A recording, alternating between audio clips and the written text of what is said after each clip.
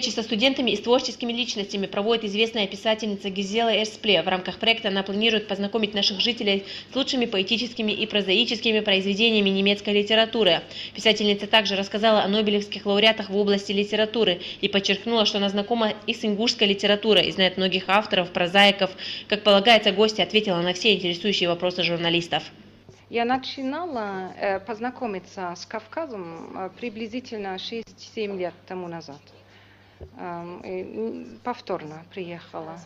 Я читала Исаака Кадзуева. Театр, студии и кино «Барт» уже ранее проводили подобные встречи. И надо отдать должное, эти мероприятия во многом способствуют формированию толерантности у молодежи, а также укреплению связей в сфере межкультурных и межэтнических отношений. Эта писательница, она у нас была, мы уже не первый день с ней знакомы. Она как интересный человек, интересный собеседник.